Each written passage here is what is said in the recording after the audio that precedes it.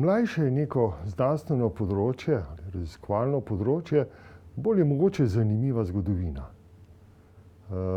To velja podobno tudi za bibliometrijo, saj je ta zgodovina relativno zapletena in v bistvu še danes določa nek način to raziskovanje. Torej, izraz je prvi uporabljal Pritchard leta 1969, o tem se praktično vsi strinjamo. Povedal je tudi, kaj si predstavlja pod tem izrazom, torej uporabo matematičnih in statističnih metod na knjigah in drugih medijih komuniciranja. Seveda knjiga, danes se nam zdi to malo romantično, ampak računajte, koliko časa je preteklo, torej skoraj 50 let, takrat jasno, knjige so bile še izjemno pomembne za znanstveno efemerno komuniciranje. Zamenjal je nek starejši izraz, statistična bibliografija, ki se praktično ne uporablja več. Tisti bolj knjižnično-bibliotekarsko izobraženi, veste, kaj je bibliografija. Bibliografija je pravzaprav nek način seznam objavljenih del. To je lahko posameznik, lahko je ustanova, lahko je področje. Vemo, da v Sloveniji prva najstarejša bibliografija Primoža Trubarja, ki je pač naredil seznam svojih objav, seveda iz marketinških namenov, ker je pač želel pokazati, kako uspešen tiskar je. Ampak imamo tako eno nacionalno biografijo, ko zbiramo vse objave slovenskih avtorjev, zelo pomembna zadeva za nek narod. Zakaj statistična bibliografija? Torej, bibliografija je nedvomno ena prvih raziskovalnih metod v času, ko še nismo rekli bibliotekarstvu, bibliotekarska informacijska znanost, ampak je bilo to običajno bibliotekarstvo ali knjižničarstvo, so že delali bibliografije, sistematične bibliografije in seveda pri raziskovalci so ugotovili, da gre za neko neenakost objavljanja. Ker pa, žal, te knjižničarji so bili bolj humanistični ali pa humanistično usposobljeni, izobraženi ljudje, niso razumeli, kaj lahko s tem počnejo. Prešteli so objave, to je bilo vrhunec uporabe matematike. Nekaj bibliometrijskih zakonov ali modelov smo poznali že pred Pritchardom, ki pa jih niso praviloma, bomo videli, upoštevali, oziroma niso bili pomembni za sam razvoj. Lotka z leta 1926 je zanimiv njegov zakon, pravim izraz zakon, mogoče ni najbolj precizen, ampak tako ga posod o tem govorimo, o distribuciji znanstvene produkcije. V bistvu gre za en model. Vzel je Chemical Index, izjemno pomembno bibliografsko zbirko z področja kemije, ki je še danes obstaja pod različnimi oblikami, z različnimi pristopi, ker pač že takrat so kemiki, ki je ena najbolj propulzivnih znanstvenih ved, vedeli, da ne morejo več brez pomoči bibliografske baze, jasno, daleč to v predračunalniški čas, takrat so bibliografske baze bile v obliki knjig, da ne morejo priti do znanstvenih informacij o svojem področju, da nima več mogoče drugače spremljati. Torej, vzel je ta primer in dokazal, da gre za neenakomerno distribucijo, da je manjši odstotek avtorjev objavi večino publikacij. Tako bom dal take številke, recimo primer imamo 1000 avtorjev, 608 objavi en članek, 152 dva in tako naprej. Na koncu seveda vidimo, da samo 17 objavi 6 člankov in 12 7. Torej, število avtorjev pada, kolikor raste število člankov. To temu rečemo Lotkov zakon.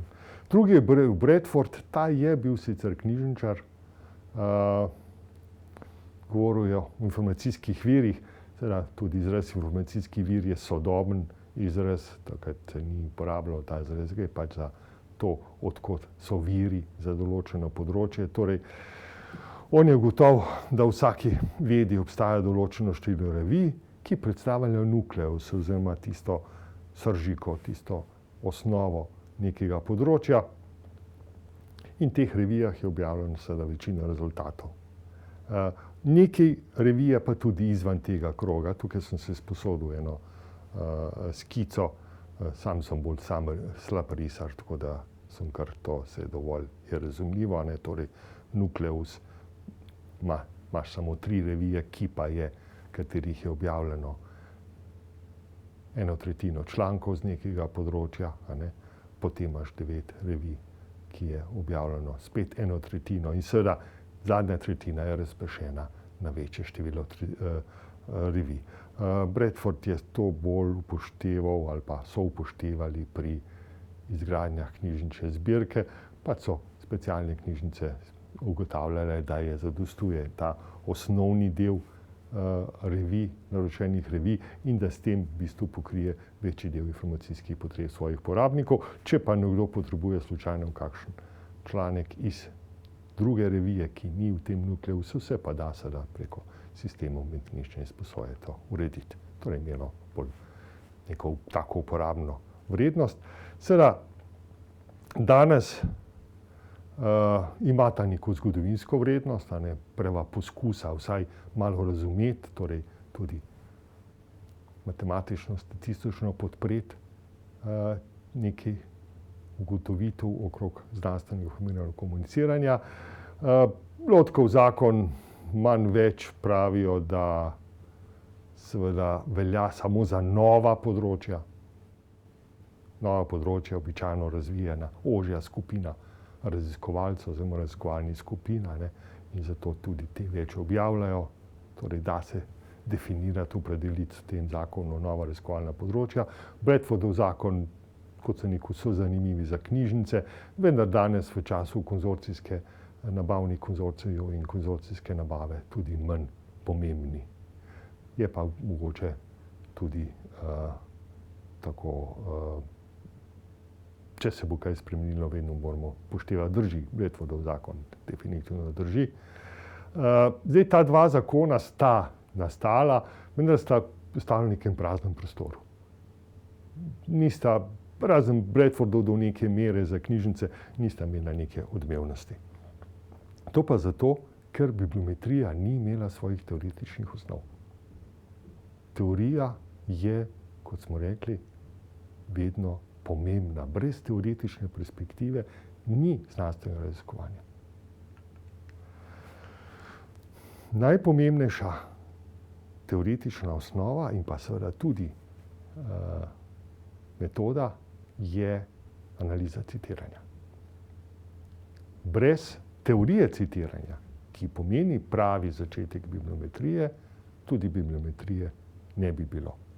Analiza citiranja je pač postala neka splošno sprejeto merilo, ali pa način, kako priti do meril, ki ocenjuje znanstveni prispevek, objave raziskovalnih rezultatov in seveda tisto, kar mogoče danes malce pozabljamo izvan našega področja bibliotekarske in informacijske znanosti, tudi pomoč pri iskanju informacijskih virov.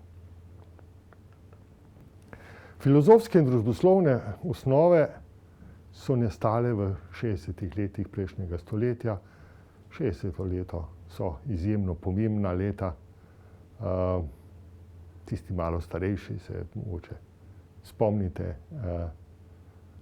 Woodstock in seveda vse mogoče zadeve, ki so bile povezane z gibanjem, kritiko režima, z iskanjem novih varovanja okolja se je prvič pojavila kot nova tema.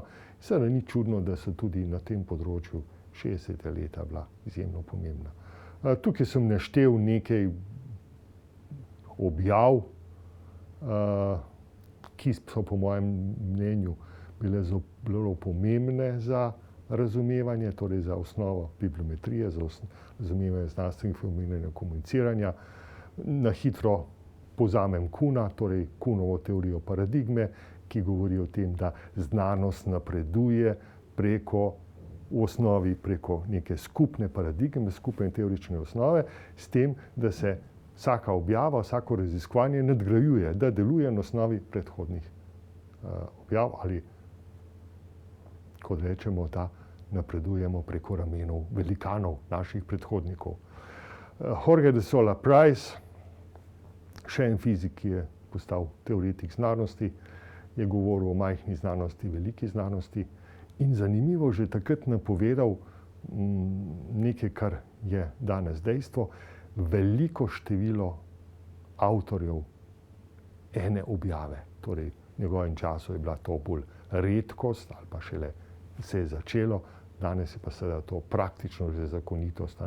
V večini znanstvenih področji že člankov z enim avtorjem praktično, ali pa objav z enim avtorjem praktično nimamo, razen seveda monografij. 2 leti kasneje je govoril o mreži znanstvenih člankov, seveda tukaj poudaril citiranje oziroma citiranost kot tisto, kar povezuje objave med seboj. In pa seveda mogoče še zanimiv zadnji avtor, Robert Merton, ki je pa bil drugače sociolog. Uporabil je eno prispodobo iz Svetega pisma, Matejev efekt, tisti, ki jim je dano in bo še dodano, in je opozoril seveda na to, da o znanosti tisti, ki so že uspešni, so zaradi tega, ker so uspešni, seveda še bolj znani, še bolj odmevni, in seveda, da citiranje je precej usmerjeno k tistemu, ki so znani, torej omenjamo tista dela, ki so jih opisali znanstveniki, ki so že imajo nek ugled v družbi. Vendar prelomno delo, torej tisto delo, ki je nekako bibliometrijo vzpostavilo kot raziskovalno področje in pa seveda tudi nekako ta interes, ki je vlada za rezultate bibliometrijskih analiz in bibliometrije kot take, je nastalo ravno z eno objavo. Leta 1972 sta brata Cole, oba sta bila tudi sociologa, napisala nekaj, kar se imenovalo Ortegova hipoteza. Tukaj so skušali postaviti izhodišče in oceno kvalitete raziskovalnega dela, merjeno z rezultati analize citiranja.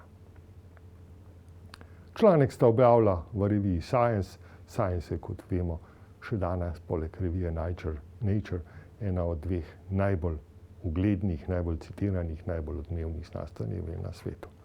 Članek je bil zelo odmeven. Namreč, kaj sta ona naredila? Pogledala sta način objavljanja in seveda tudi citiranja najbolj eminentnih fizikov z univerze v ZDA. Kako sta prišla do teh imen? Jasno, Nobelov nagrajenci nekih drugih pomembnih skladov ali ustanov, profesorji na najbolj eminentnih univerzah. Potem so pogledali, da pač ko so pogledali citate oziroma analizirali citiranje, so ugotovili, da te citirajo predvsem druge eminentne raziskovalce z področja fizike. In s tem sta zavrnila hipotezo, ki sta jo pomenovala Ortegova hipoteza. Ortega, španski filozof, José Ortega y Gasset. Torej, po njihovem mnenju, po mnenju bratov Cole, vrhunski znanstveniki so motor znanstvenega napredka, s tem se jasno moramo vsi strinjati, in pri drugih gre pa le za nek odsev oziroma ponavljanje rezultatov, ki so jih dosegli prvi. To sta pač sklepala po citiranju. Ortega y Gasset je en zanimivo oseba iz nekega drugega časa. Bil filozof. Zdaj, vedno se lahko vprašamo, kako se lahko 2 ameriška sociologa vzela enega španskega filozofa, ki je najpomembnejše delo objavil več kot 40 let predtem. Ne vem.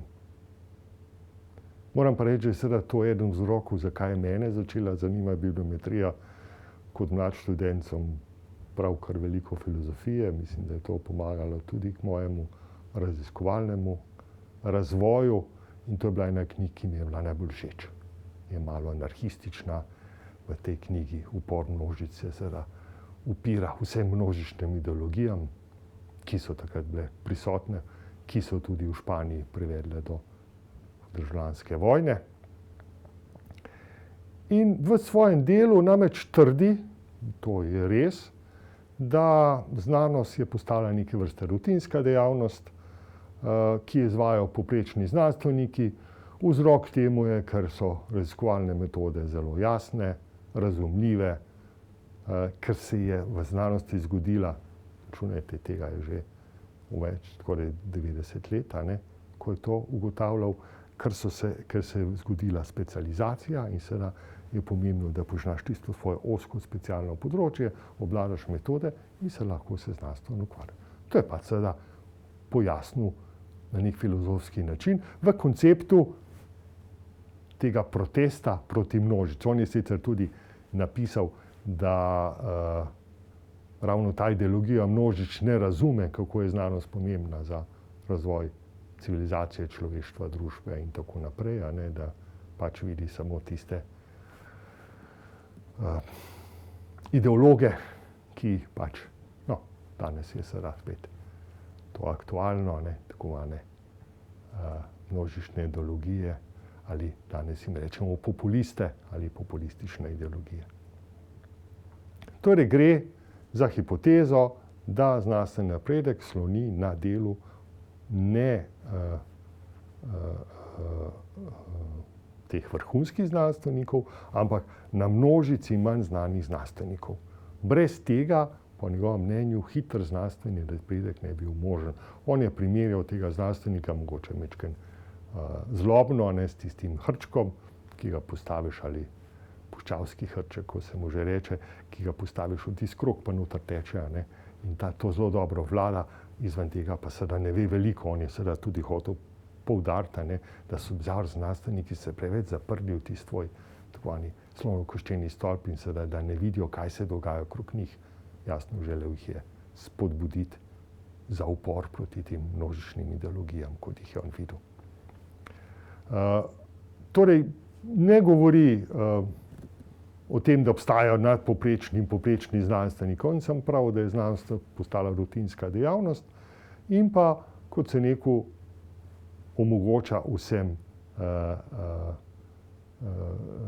da se ukvarja z znanostjo in nek način je ta vizija znanosti kot napredka ali pa neke širokega poznavanja družbenih problemov se s tem jasno zgubila. Preverjanje Ortegove hipoteze je seveda ni tako enostavno. Predvsem je nekaj nevarnega. Torej, nevarno je v tem smislu, da če menimo, da je znanost napreduje samo preko vrhunskih raziskovalcev, financerji to lahko rečejo, v redu, bomo financirali samo tiste najboljše. Drugih sploh ne rabimo, saj itak so samo odsev tistih najboljših. Podatki, ki jih je sobrali brata Gol, so relativno nezanesljivi. Novi podatki kažejo, da ni ravno tako enostavno. Posebno zato, ker obstajajo velike raziskovalne skupine in je seveda tisti najbolj eminentni avtor, pogosto prvi ali drugi avtor, vendarle deluje v neki skupini. Prav tako so recimo ugotovili, da mlajši raziskovalci večkrat citirajo starejše, uspešne raziskovalce, starejši uspešni pa ne tako vedno svoje kolege. Vzrokov je več, da jih ne bi tukaj našteval. Torej, seveda tista, kar je mogoče nevarna primerjava ali pa nevarna možnost je, da primerjamo tudi države med seboj. Da stalno rečemo, vse vrhunska znanost se razvija v razvitih, najbolj bogatih državah, naša država je majhna ali pa ni bogata, zakaj bi pa mi vlagali v znanost? Saj itak to drugi za nas raziskujejo. Temu seveda sploh ni tako. Znanstveno raziskovanje ima veliko več vrednosti kot samo odkrivanje novih rezultatov. Vemo, da tudi univerzitetni študij, tudi razvijanje novih strokovnjakov ni možno brez znanstvenega raziskovanja, zato tudi univerzitetnih profesorjev striktno zahtevamo ne samo pedagoško usposobljenost, ampak tudi dobro znanstveno usposobljenost, ki se jasno meri tudi preko objav. Torej, tega hipoteza tudi bila tako, da sta se hitro povlekla in sta rekla, ja, saj nisva tako mislila, ne. Torej sta rekla, v dobri veri sta pač nekaj raziskala, ko sta se pa zavedala, oziroma ko so jih opozorili, kaj se lahko zgodi na osnovi njihovih rezultatov, sta tudi hitro rekla, ne, se nismo tako mislili, a ne, se da tudi drugače razumeti in tako je nekako ta Ortegova hipoteza ostala nedorečena, tudi ne popolnoma dokazana, ne moramo reči, da je dokazljiva. Se neko je pa na nek način simpatično, a ne, da je bibliometrija, ki je v osnovi kvantitativna metoda, na nek zanimiv način uporabila filozofsko delo. To mislim, da ji daje neko posebno vrednost in značaj. Je pa res, da marsikdo, ki torej ne pozna, pa tudi srečan sem bibliometrike, ki so prepričani bili, da je Ortega začetnik bibliometrije. Kar bi ta simpatični gospod se, če nas kje sliše, zelo nasmejal, ker seveda o tem on nič ni vedel, tudi ga to ni zanimalo. Kakšna je osnovna uporaba bibliometrijskih analiz? 5, mogoče malo po takih zadevah je treba vedno malo povzeti, ne, bi povzel 4 najpomembnejše. Seveda ocena odmevnosti oziroma kvalitete objav raziskovalnega dela. To nisem dal na prvo mesto, zato ker se mi zdi najpomembnejše, ampak dejansko se to največ uporablja. To je v bistvu bibliometrija skoraj da postal simbol ali se izenačuje z tem. A ne? To je sicer dobro, ker s tem ima en poseben pomen tudi našega raziskovanja na tem področju, ima pa, kot bomo videli kdaj, tudi svoje slabosti. Ocena določene raziskovalne politike, ja, to je mogoče ta drugi del, ki ga pozabljamo. Z bibliometrijo ne ocenjujemo samo kvaliteto raziskovalnega dela ali posameznih raziskovalcev skupin, ampak ocenjujemo tudi tiste, ki odločajo o znanstveni raziskovalni politiki. Zakaj lahko države med sabo primerjamo. In te primerjave kažejo seveda, kdaj je raziskovalna politika uspešna in kdaj ni najbolj uspešna. Poznamo primer nekdanje predsednice Združenega kraljestva, Margaret Thatcher, ki sicer bila sama kemik, ampak je znanost in univerze, ne vem iz kakih razlogov, pravi, da je kar sovražila. Drastično je znižala financiranje, raziskovanje. Se spomnim, ko sem bil v tistih letih na obisku v Angliji, sem bil presenečen, kakšne stare računalnike še uporabljajo, še pa ne smo jih zamenjali. Ne. No, to sem tudi na glas omenil in je po celi univerzi. Zdaj, pa zdaj en Slovenc prišel, pa pravi, da smo čisto zaostali. Ne. Tudi seveda so s bibliometrijskimi podatki dokazali, kakšen vpliv, negativni vpliv na torej znanost Združenega kraljestva, britansko znanost, je imela ta politika. Očitno je padlo število kvalitetnih objav, padlo je citiranost. Jasno, takoj so to primerjali z Nemčijo, veste, da Združeno kraljestvo, Velika Britanija se vedno primerja z Nemčijo, vseh področjih, še posebej v nogometu. In seveda to so dokazali, da ta politika v kaj vodi. Knjižnice, kot sem rekel, to je metoda področja bibliotekarstva, predvsem tiste, ki podpirajo raziskovanje. V angleščini so uporabljene research libraries, ki ga mi ne uporabljamo, ker to niso raziskovalne knjižnice, ampak knjižnice, ki podpirajo raziskovanje, torej univerzitetne, visokošolske knjižnice in pa specialne knjižnice raziskovalnih ustanov, so uporabljali bibliometrijske metode pri izbiri gradiva. Od Bradfordovega zakona naprej seveda ocenimo kvaliteto naše zbirke. Zadnje področje, žal, po mojem mnenju, izjemno pomembno, mogoče najbolj zanemarjeno. Iskanje relevantnih informacij, primarnih dokumentov, informacijskih virov preko z bibliometrijskimi metodami. Namreč iskanje, kot smo pač Google googlovsko iskanje, rečemo včasih temu, malo posmehljivo, vpišeš ključno besedo, kaj pride ven, je že dobro, seveda za znanost, znanstveno raziskovanje ni primerno. Veliko bolj, posebno na področjih, ki so seveda interdisciplinarna, če imaš ti neko zelo ozko področje, ja, je možno tako iskanje. Če imaš neko širše področje, je veliko bolj primerno iskanje preko citiranja. To danes seveda bomo videli tudi splet posebej omogoča.